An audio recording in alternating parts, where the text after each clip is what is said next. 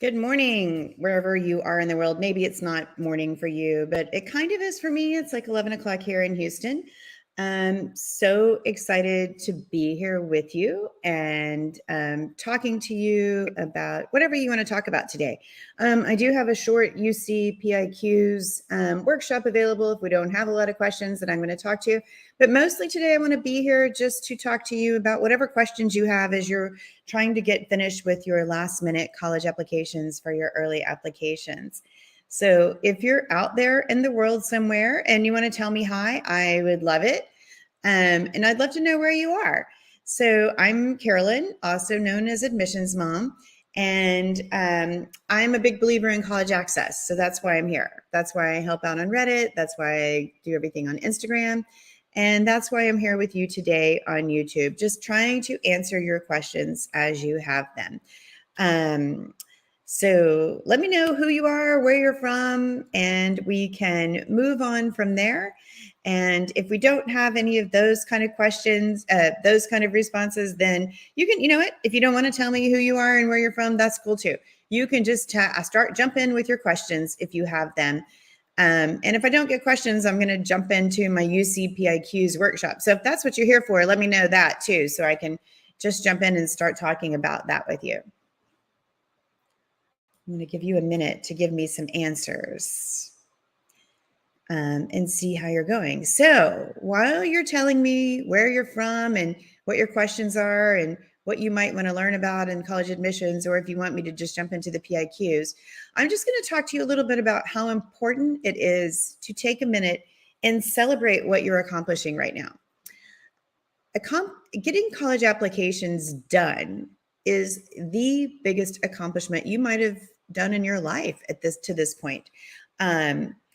But it's something that you need to stop and really take time to think about. It's way more important than where you're accepted. Taking time to think about what you've been doing the last 3.5 years to get to this spot, all the classes you've taken, all the tests you've taken, everything you've prepared for, the time that you've spent after school doing your extracurriculars, preparing for tests like SAT and ACT if you took those, all of that hard work to get here to this moment, not to mention the organization it took to do your applications, the digging in and figuring out who you are as you wrote your essays, the thinking back on what's important to you and what you want out of your college experience as you create your list. All of that is very important and life-changing in a way for you that you'll find as you progress through this. And so as you're getting in your early applications, I want you to stop and celebrate. Celebrate. There's a reason that Common App puts confetti out there, because applying to college is a huge accomplishment and you should be very proud of yourself. So if you're an ice cream fan, make sure you have some ice cream on hand. If you prefer chips and dips or whatever your favorite snack is, do that. Line up some Netflix shows you want to watch that you haven't had a chance to watch yet. But take a minute, stop and just celebrate and think about how cool it is that you have actually applied to college. You are now a college applicant once you've hit submit. And that is awesome. So take a minute and do that. And then I'm kind of waiting to see if anybody wants to let me know if you have questions, because here I am waiting. I'm kind of like office hours here. So I'm sitting in my office and ready to answer your questions. So if you have them, drop them in. Those of you who are watching in the future and you can't ask me questions live, don't hesitate to reach out to me. You can find me on Reddit, and I'm going to put these here. On Reddit as You Admissions Mom. That's Reddit. And you can find me on Instagram as @admissionsmom. That's Instagram. Or you can email me if you want to. And if you have longer questions, sometimes that's the best. admissionsmoma2c@gmail.com. So also, for those of you who watch my live streams and come to my YouTube channel, I do have other options that I offer you that are free. So if you're interested in them and you need them, just reach out and let me know. I do 5-minute essay reviews. I do 5-minute activity reviews. So all sorts of things, but I do have really specific guidelines for submission to me. So don't just send them to me.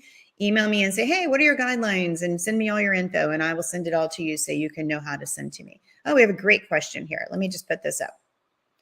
How much time should you spend on YSSA? The YSSA is really important. And here's why, because it's where they know if you've taken the time to research their college, to learn more about what you want out of a college experience and what they offer. And if you've taken the time to figure out why you match up. So I'm not going to tell you exactly like, oh, you should spend 2 to 3 hours, because everybody has a different time frame of how they work, how their brains work, how their review sessions work. But I would say you need a good chunk of time, because not only are you writing, but you have to research. So you have to research yourself. You have to research what's important to you, what you want out of a college experience, and then what that college offers. So if you can go to one of their online info sessions, or at least watch a video to get you some ideas, definitely like really read their website carefully. Look for their mission and how their mission meshes with yours. Look for classes and programs and research and how they mesh with your experiences and what you want to experience in the future. Look for newspaper articles on their online newspaper that mesh with like what you want to do. Like your job on a YSSA is to create a picture of you on their campus. And if you can't do that, if you're finding difficulty, like finding things that mesh with you, that like match up with you, that you want to do, might be a sign that that's not a good college for you. But so writing a YSSA should be kind of exciting, because it's where you go in and you like find all these cool things that you want to be a part of. And then once you've gathered all that, then you can go write it. I do have a whole workshop on writing supplemental essays, and I spend a lot of time talking about the YSSA. So you can go watch that if you want to get more information.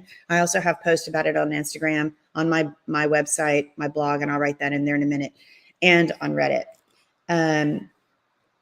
Here's my website, www.admissionsmom.college, not .com. You have to pay attention to that. Good question. I don't know how to say your name because I don't read those letters, but great question. Anybody else have some other questions you want to throw out there for me today? Or if you want me to jump into the UC PIQs and that's why you're here, let me know that too. And then I'll just keep talking for a minute. Other things you need to be thinking about as you're doing your last minute applications, like here's what you should be reviewing. So make sure that you look over every question carefully in the preview so that you don't miss anything kind of silly. I've had students who then like they're applying early action, but they didn't pay attention to that when it said, where are you applying? Like what session, how are you applying? And they put regular decision.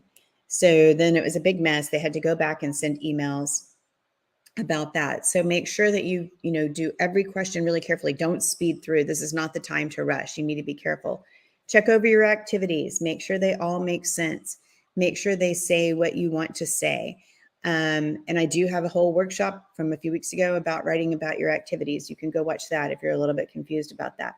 Read your personal essay out loud. Like put it in the preview and read it out loud and have somebody else read it to you. If you're not happy with it, if you feel bumps, there's still plenty of time to go back and change them. But also, speaking of time, it is time to get finished. It is time to start moving forward and submit applications. I do not want you to wait until Tuesday, because something will happen. Either something will happen in your house, something will happen with you. I've had students whose credit cards didn't work, who their dog got sick and they had to spend the whole day in the vet with the dog. Thunderstorms causing big time network breakouts, internet doesn't work, electricity off. So you definitely want to apply by Monday at the latest, I think. At the very latest, give yourself a few hours, because Common App will crash and that is super stressful. Maybe it won't this year. I hope not. But if the past teaches us anything, Common App will crash, or it's going to be very slow and it can be super stressful. So just be careful about trying to get in your application by tomorrow. I would definitely suggest. And you're welcome. I'm glad. I'm going to sit for a minute and see if anybody else has any other questions before I jump into the PIQs. and talking about those. I wish I could figure out how to say your name. How much time should you spend on your essay? Get rid of that one now.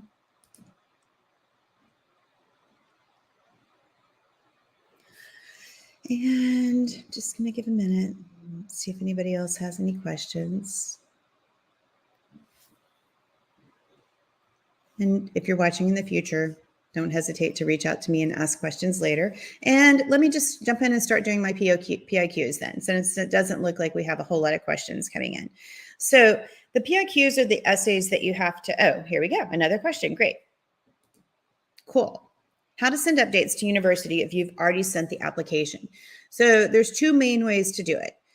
Many colleges have a place on the portal that they'll send you. So after you apply, it's super important that you read those emails they'll send you, because most colleges will then send you a method for creating a portal on their website where you'll be able to see what they need from you still, what they have from you still. That's also in most cases where you're going to go find out whether you're accepted or not. So you want to go through and talk about that. You want to go through and make sure that you check into those portals and find out all the information that you need from them. Frequently on their portal, they will have a place for you to send updates. So Alina, that's what you can do. You can send updates through the portal. If they don't have that, you send an email to their general admissions office. And if you know who your regional admissions counselor is, then you can include them in them. But definitely send it to the general admissions office email that they have. If they have a portal for doing it, then it's submitted on the portal. Good question, by the way. And thank you for telling me how to say your name. Great. Okay. Alina, do you have any more questions? Looks like you're the only one here with questions. So if you want to just put them all out there, go for it. I'll wait for you to type.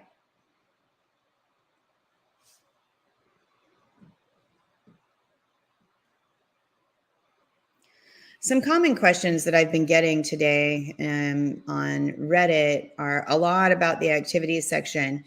So I definitely recommend, if you have a lot of questions about the activities section, to go watch my activity workshop or find one of those posts and places that I told you.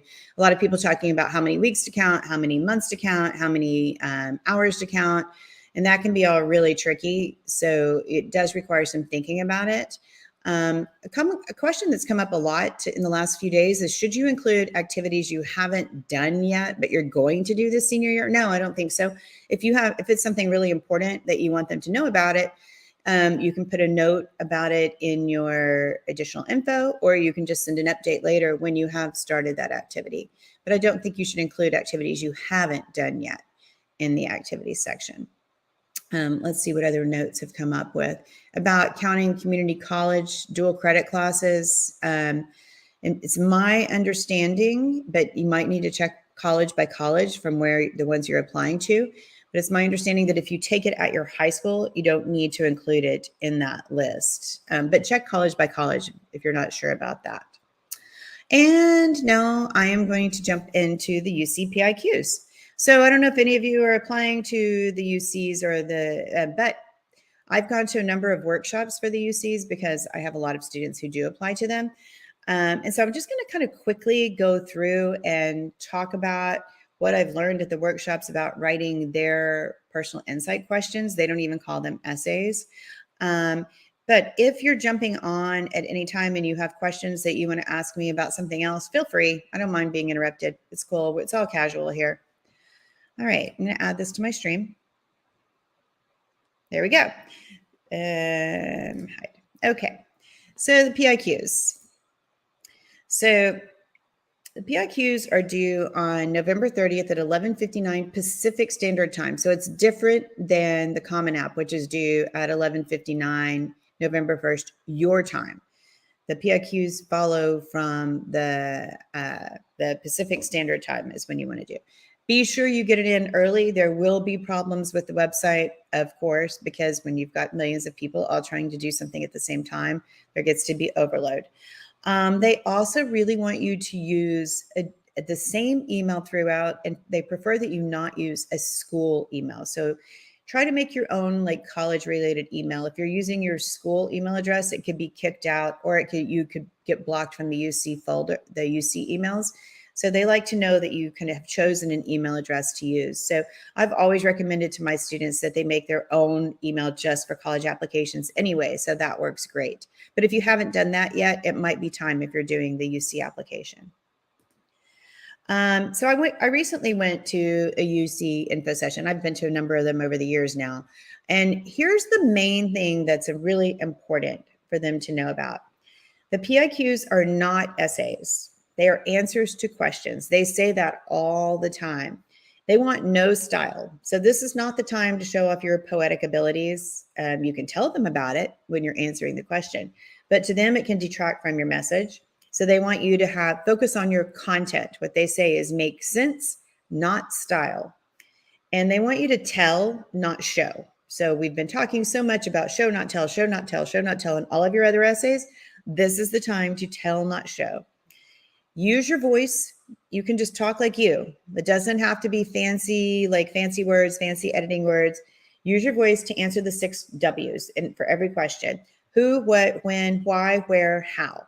This is what they want to know for their answering every one of their questions. Who are you?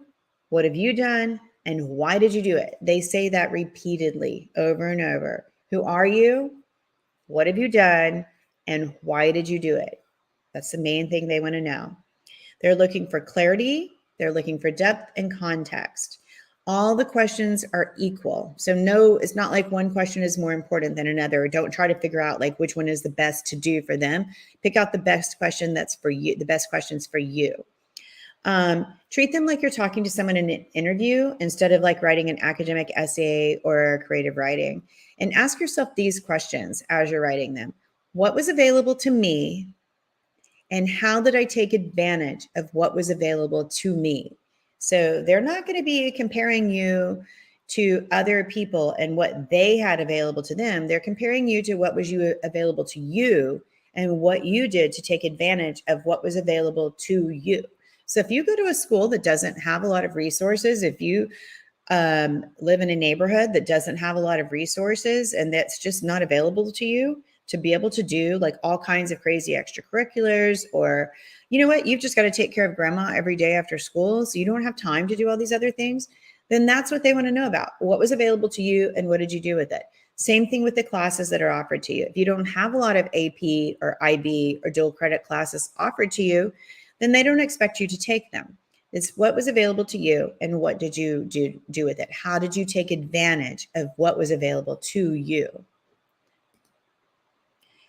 Here's the list of what they do want. Examples. I'm going to interrupt myself because I love being interrupted. Hi, Omar. Nice to see you. Welcome to the stream. I am talking about the UC PIQs right now for just a minute, but if you have questions about other things, don't hesitate to interrupt me because this is kind of a UC PIQ workshop in case nobody showed up. But it's also just where I'm sitting here doing office hours and answering questions. So this will probably take me another 5 minutes or so, and you can wait and I'll be available to answer questions after that, or just jump in and ask your questions and I can finish later. It's totally cool. Talking about the UC PIQs again, though, here's a list of what they do want. Examples and details.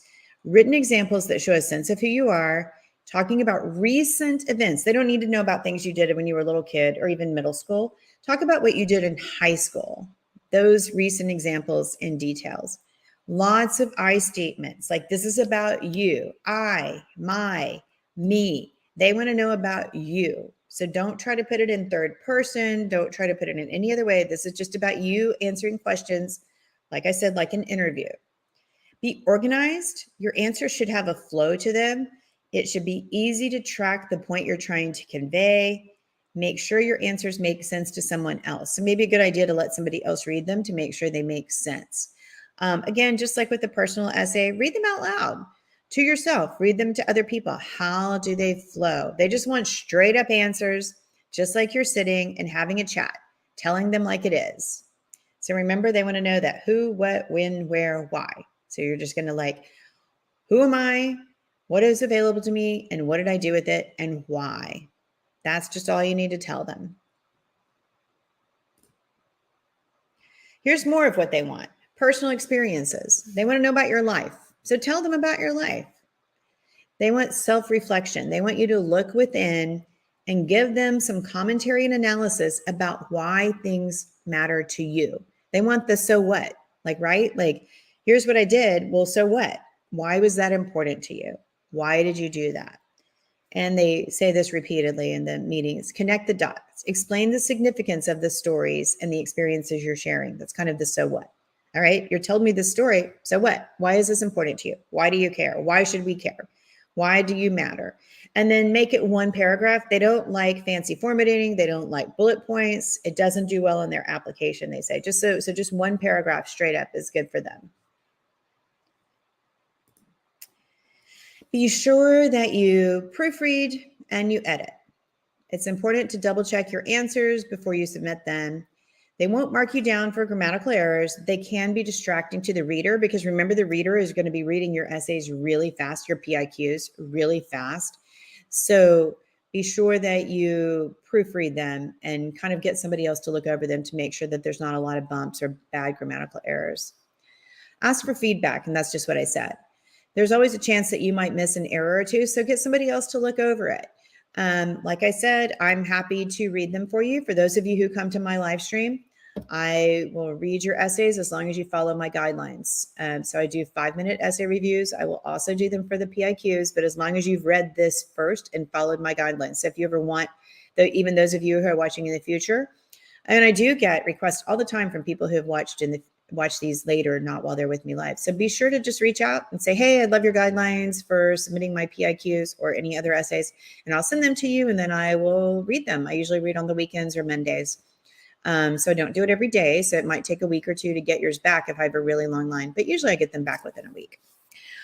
And the PIQs are not the only piece of information the UCs use to review your application. So you can relax. They're going to look at everything else in your application. They're not the only thing. They're going to look at your grades. They're going to look at the courses you took.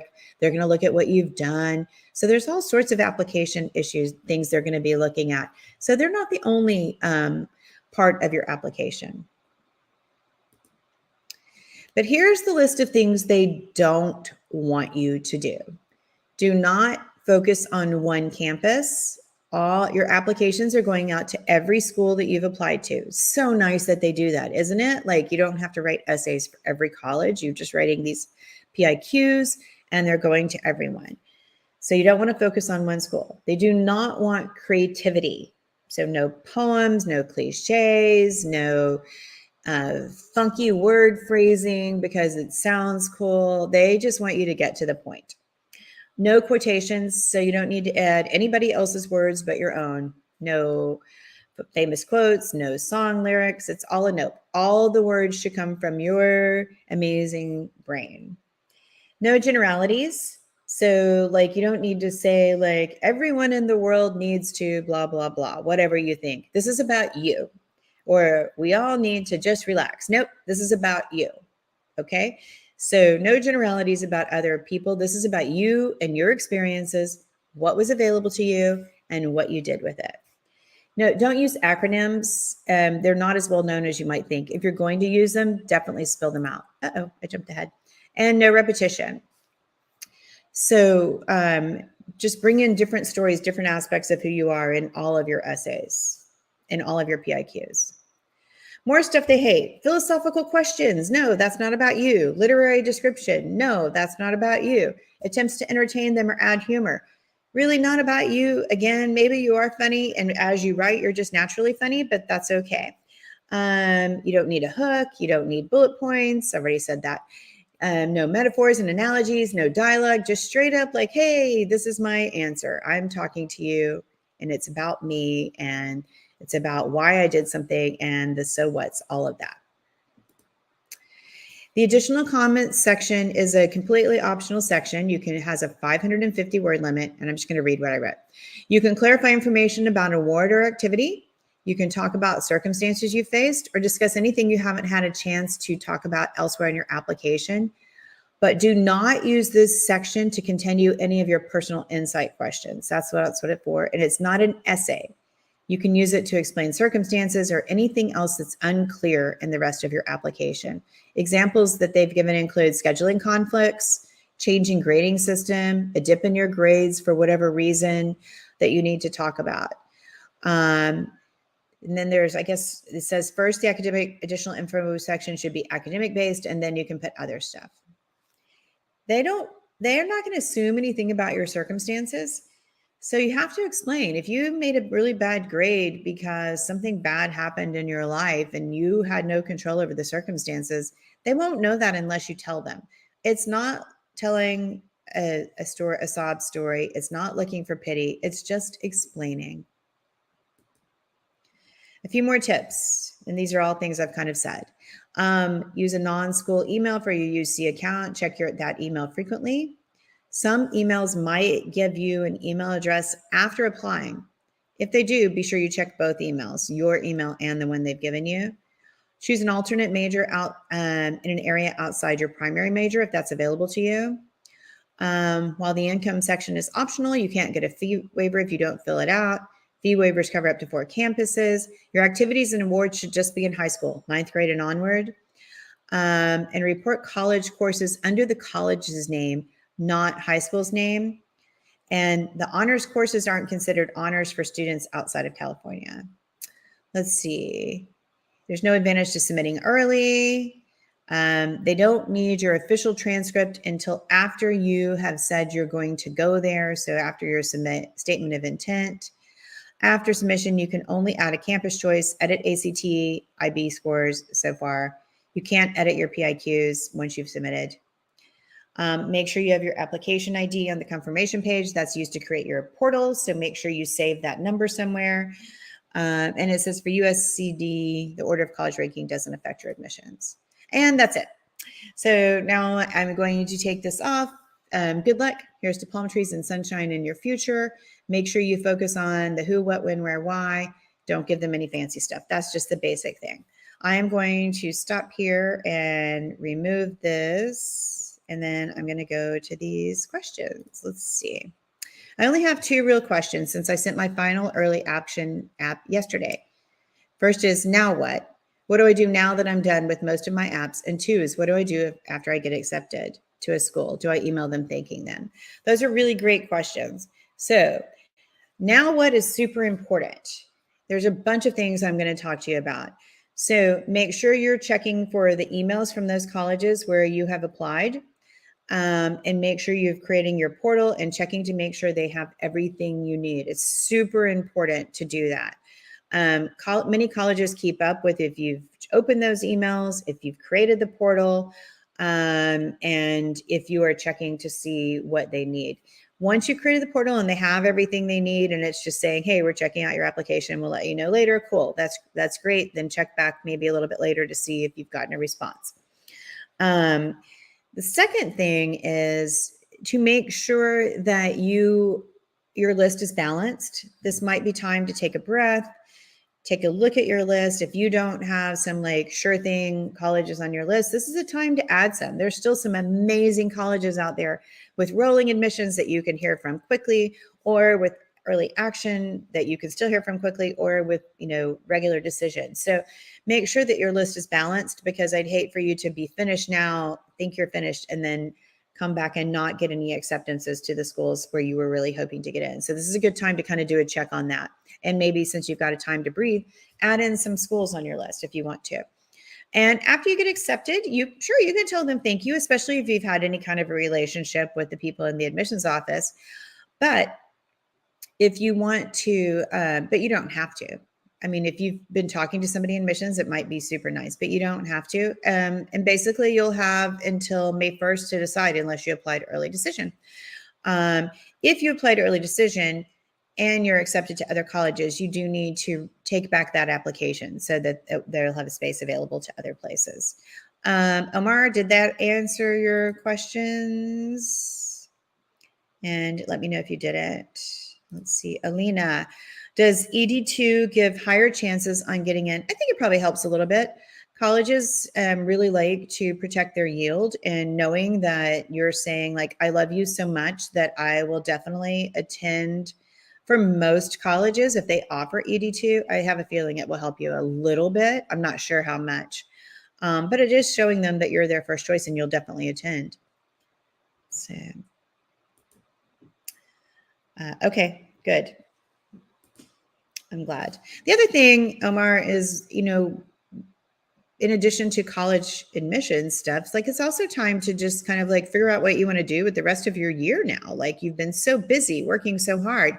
How are you going to spend this time that you have now? And also kind of even strategically thinking about if you're waitlisted to some of your colleges, how are you going to show them that you've had some personal growth since you've applied? So have you gotten a job? Have you taken on new responsibilities at school? Have you learned a new hobby? Have you improved your grades? So all of those things become very important. It's super important to keep up your grades your senior year. It's important maybe to try some new things and start thinking about like how you want to expand who you are now that you can sit back and take a breath. All right, I will wait another minute or two to see if there are any. Oh, here we go.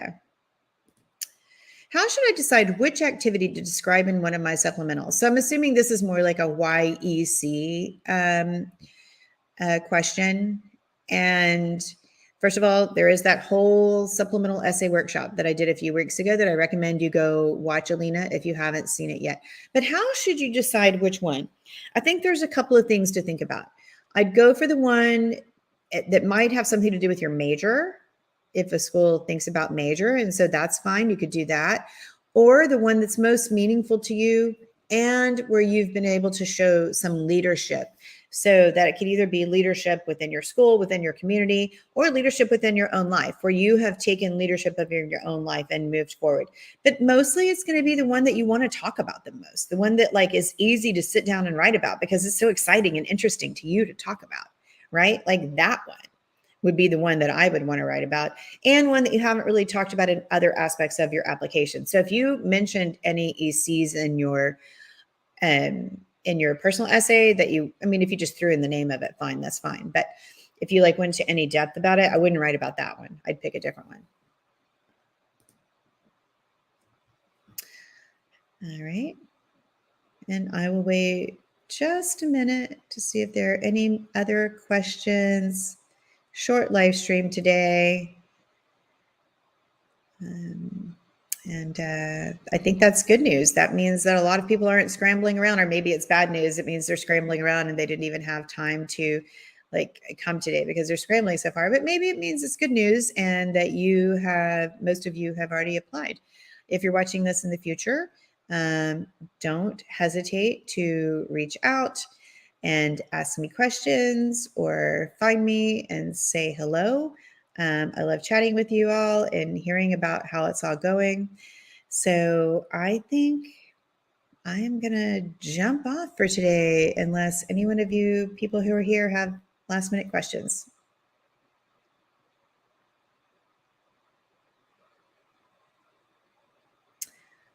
Oh, here we go.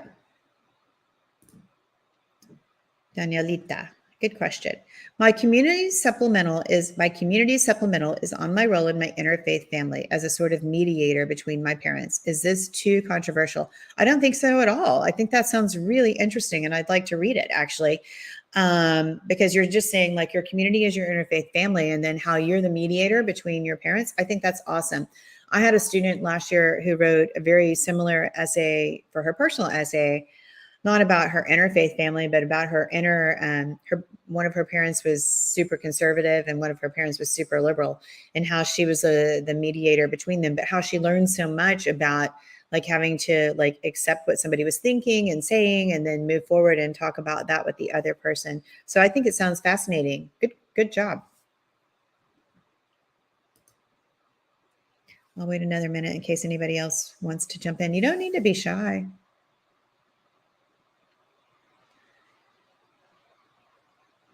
Let's see what else I can talk to you about, is being proud of yourself, patting yourself on the back, celebrating. Omar, I hope you did some celebrating, that you've gotten those applications in. That's pretty awesome. And then I guess you're going to be moving forward with some of your regular decision applications. So next week, I'll be doing office hours, but I'm also going to be doing how to prepare for your interviews. So be sure and join me next week at 11 on Sunday, 11 a.m. Central Time. We'll be talking about prepping for interviews. I'll be talking to you about how to do your body language. Like, I'm trying to learn it myself. It's really hard, but like how to use body language so that you come across as a real person when you're on a screen, if you're doing virtual interviews. And also we'll do some practice questions that you'll get a chance to think about and work through. So if you have interviews coming up, might be a good idea to jump in here with me. I'll be putting posts out too, but it's a little easier to ask me questions and maybe get some real life experience of like having somebody ask you a question that you have to think about. And then maybe you can even toss your answers into the chat here. So join me next week. That'll be my last workshop for a while until we get into December. And then I might do another office hours where I'm just available for questions, trying to figure out how to advertise these enough so that people can come, because I do want to be available to you. But if nobody wants to come, then it's kind of hard to do an asking questions thing to be recorded for later when nobody's there to ask questions. Anyway, thank you all for coming. Those of you who came, great to see you. Those of you who are watching in the future, feel free to jump in and ask me questions whenever you want. You can find my emails and places to find me later. And it was really great to see you all. Thanks for coming. Bye.